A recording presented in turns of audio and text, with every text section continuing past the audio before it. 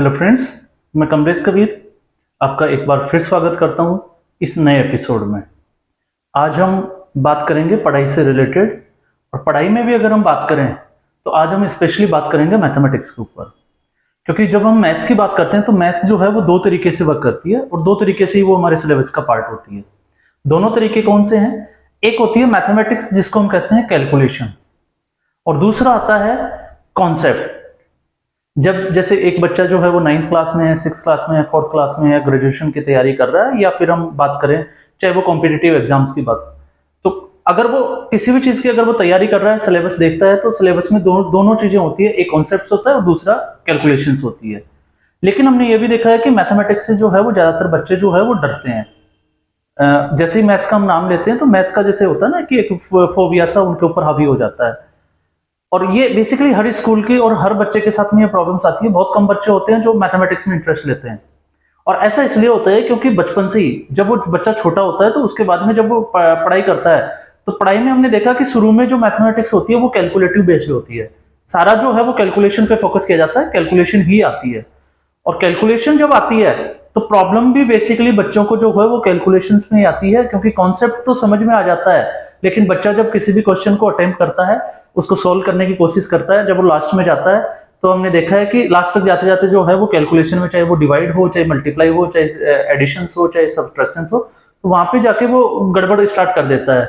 और जैसे ही वहां पे वो गड़बड़ होती है फिर उसके आंसर जो है वो गलत आना शुरू हो जाते हैं, और जब आंसर गलत आते हैं, मार्क्स अच्छे नहीं आते हैं, तो मार्क्स अच्छे नहीं आते तो फिर धीरे धीरे उसके दिमाग में ये चीजें घर कर जाती है कि नहीं, मैं मैथमेटिक्स में जो है वो बड़ा कमजोर बच्चा हूं।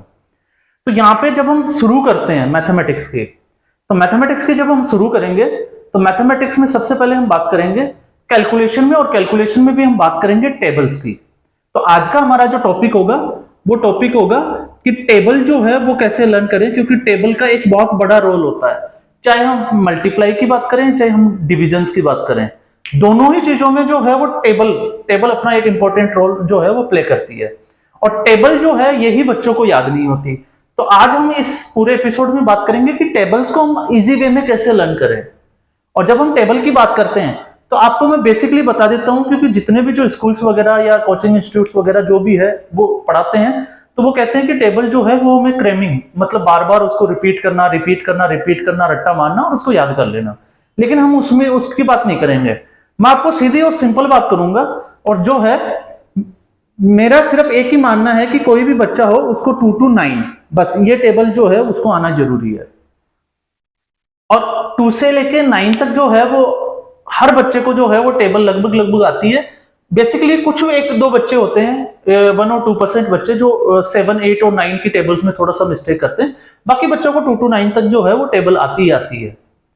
अब ऐसा मैं इसलिए कह रहा हूं क्योंकि उसके बाद में आता है 10 के बाद में हम 11 की बात करें, 12 की बात करें, 13 की बात करें, 14 की बात करें, तो यहां पे हमें उन टेबल को याद करने की जरूरत नहीं होती है। उन टेबल को हमें सिर्फ और सिर्फ समझने की जरूरत है कि हम जो है वो टेबल जो है वो इजी वे में कैसे हम उस टेबल को जो है वो फाइंड कर सकते हैं। तो अभी हम उसी को समझेंगे, और आज जो है हम बात करेंगे 11 to 99 2 डिजिट्स पे हम कैसे टेबल को जो है वो इजी वे में कर सकते हैं।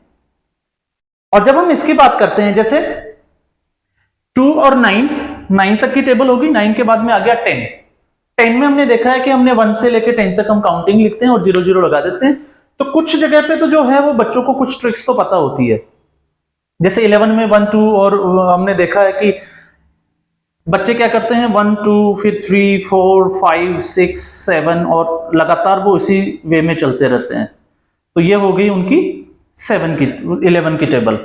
और उसके बाद में लेकिन जब अब वो इससे आगे बढ़ते हैं तो फिर उनको जो है वो प्रॉब्लम्स आना शुरू हो जाती है, जैसे 12 की टेबल है, 13 की टेबल है, या फिर किसी ने पूछ लिया कि 23 की टेबल कितनी होगी। तो आज हम सिर्फ उन्हीं की बात करेंगे। तो बेसिक में समझने की क्या जरूरत है, बस हम वही बात करेंगे। जैसे किसी बच्चे को 12 की टेबल जो है वो फाइंड करनी है, तो यहां पे 12 की अगर हम बात करें तो 12 में हमने 2 डिजिट हमें दिखाई दे रही है, 1 और 2। हमें कुछ नहीं करना, अगर हमें टेबल को इजी करना है तो हमें 1 और 2 की टेबल जो है वो आना जरूरी है। तो यहां पे मैं आपके सामने एक बार 1 और 2 की टेबल लिख रहा हूं। 2 2 जा 4, 6 8 10 12 14, 16, 18, 20, ये 2 का कंप्लीट टेबल हो गया। इसके बाद में 1, तो 1 की अगर हम टेबल की बात करें तो फिर ये आपके सामने 1 की टेबल मैं लिखे जा रहा हूं। बस आपको ये कॉन्सेप्ट पता होना चाहिए। दोनों चीजें कंप्लीट होगी। अब हमने दोनों टेबल में करना क्या है, जहां तक यूनिट प्लेस पे कोई भी टेबल हो, अगर एक उसकी यूनिट प्लेस पे सिंगल डिजिट चल रही है, जब तक कि फिगर जो है वो डबल डिजिट में नहीं चला जाए, तब तक आपको एज इट इज छोड़ देना है। जैसे 48 तक जो है वो एक सिंगल डिजिट आ रही है, तो यहां पे 12 की अगर हम टेबल की बात करें तो ये आपकी 12 की टेबल जो है वो सिंगल डिजिट तक तैयार होगी। इसके बाद में जो है वो आ जाता है आपका, यहां पे 8 के बाद में आता है 10, जो कि डबल फिगर में चला गया। तो इसमें आपको करना कुछ नहीं है, सिर्फ बच्चे को एक ही कॉन्सेप्ट सिखाना है कि यूनिट नंबर को हमें एज इट इज रखना है और 10 प्लेस वाले नंबर को एज इट इज हमने कैरी ऑन करके या कैरी फॉरवर्ड करके एड ऑन कर देना है। 5 + 1 कितने हो जाते हैं? 6। फिर उसके बाद में हम बात करते हैं नेक्स्ट नंबर की। तो यहां पे देखो यूनिट नंबर है 2, तो 2 मैंने एज इट इज लिया और 6 + 1, 1 को हमने आगे कर दिया और इसको एड ऑन किया, तो ये हो गया आपका 72। फिर उसके बाद में आता है 4, फिर आ गया आपका 7 + 1, एज इट इज हमें चलते रहना है 84। 6 के बाद में आ गया 96, 8 और ये आ गया आपका 10 और ये आपका जो 0 और ये 2 जो है वो 10 में प्लस हो जाएगा, तो ये आपका हो गया 20। तो ये हमारी टेबल तैयार हो गई 12 की। और जब बच्चा इसकी प्रैक्टिस करेगा तो धीरे धीरे प्रैक्टिस करते करते ये चीजें और भी इजी होती चली जाएगी। अब ये क्यों जरूरी है, जैसे हमने देखा है कि बच्चे 20, 25, 30 तक जो है वो टेबल इजी वे में लर्न कर जाते हैं, लेकिन अगर मान लो किसी भी डिविजन्स की अगर हम बात करें, जैसे छोटे बच्चों की बुक्स में भी हम देखते हैं 3rd और 4th क्लास के और 10th क्लास, 9th क्लास और वहां तक भी अगर हम देखते हैं, तो जब कैलकुलेशन की बात करते हैं तो समटाइम्स हमें 76 से भी मल्टीप्लाई करना पड़ जाता है, समटाइम्स हमें 56 से मल्टीप्लाई करना है, कभी हमने 59 से मल्टीप्लाई करना है और हमने 3 से डिवाइड करना है, 69 से डिवाइड करना है, 43 से, और वहां पे बच्चों को प्रॉब्लम्स आती है टेबल्स को लेके। तो अब हम इसको थोड़ा सा हम आगे चलते हैं। जैसे अगर हमें 34 का टेबल तैयार करना है, पैटर्न सेम रहेगा, हमें कुछ नहीं करना, एक ही पैटर्न पे चलना है। 4 का टेबल सबसे पहले, तो 4 का टेबल हो गया 8, 12, 16, देन 20, 24, 28, 32, 36 और 40। ये हमने 4 का टेबल जो है राइट डाउन कर दिया यहाँ पे। इसके बाद में हमने 3 का टेबल लेना है, तो 3 का टेबल भी एज इट इज जो है वो इसके सामने हमने ले लेना है। ये हमने 3 का जो टेबल है वो तैयार किया। अब सेम है, पैटर्न वही रखना है जब तक सिंगल डिजिट दोनों टेबल में या यूनिट प्लेस वाला, यूनिट प्लेस पे यहाँ पे 4 है लास्ट में, तो 4 का टेबल जब तक सिंगल डिजिट में चलेगा तब तक हमें लेना है। उसके बाद में हमें चेंज करना है, और चेंज क्या करना है अभी इसको देखना। 34, तो 34 हो गया, फिर उसके बाद में 68 हो गया। अब आ गया आपका डबल डिजिट, अब 2 अकेला नहीं होके 12 है, तो 12 में हमने यूनिट नंबर लेना है एज इट इज, हमने 2 लिया और 1 को हमने नेक्स्ट नंबर में एड ऑन कर देना है, तो ये हो गया आपका 9 + 1 10, तो 102।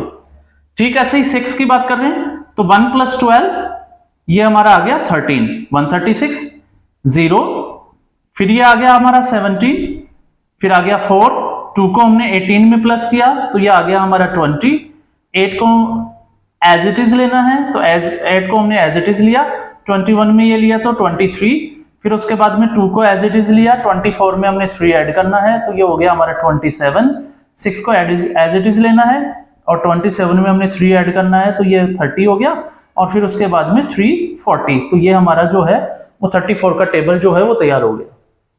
इसके बाद में हम एक दो टेबल पे और बात करते हैं जो अबव 50 का कोई एक नंबर लेते हैं। जैसे अगर हमें 56 का टेबल तैयार करना है, तो अब तक आप समझ गए होंगे कि हमने करना क्या है। 56 का मतलब 5 और 6 का टेबल हमें आना चाहिए, 56 का हमने खुद ने तैयार कर लेना है। तो 6 का टेबल जो होगा 6 2 12, देन 18, 24, 24 के बाद में आ गया 6 5 30, 36, देन 42, 42 के बाद में आ गया 48, 54 और 6 10 जा 60, तो ये हमने 6 का टेबल जो है यहाँ पे राइट डाउन कर लिया। अब हम 5 का टेबल लें तो 5 का टेबल 10 15 देन 20 25 30 35 40 45 50।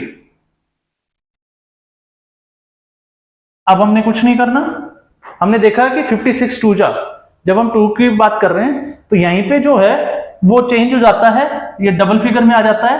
तो हमने करना कुछ नहीं है, 56 1 जा 56, 2 हमने एज इट इज लिया, 1 को हमने 10 में ऐड ऑन कर दिया तो ये हो गया 11। उसके बाद में आ गया 8, फिर 1 को 15 में ऐड किया तो ये आ गया 168, फिर हमने 4 एज इट इज लिया, 2 को हमने 20 में ऐड किया तो ये आ गया हमारा 22, देन हमने फिर 0 लिया, 3 को हमने 25 में ऐड किया तो ये आ गया 28। ठीक ऐसे ही हम आगे चलेंगे तो 6 जो है वो अब मैं डायरेक्ट जो है यहाँ पे ऐड ऑन करके ही लिख रहा हूं, तो ये हो गया हमारा 448 504 और ये आ गया आपका 560। तो ये हमारा 56 का जो टेबल था बन के तैयार हो गया। तो इसी पैटर्न को हम ध्यान में रखते हुए, जैसे अभी हमने बात की, एक हमने 12 का टेबल तैयार किया, 34, फिर उसके बाद में 56 का हमने टेबल तैयार किया, और हम ऐसे ही जो है वो टेबल तैयार करते हुए जा सकते हैं।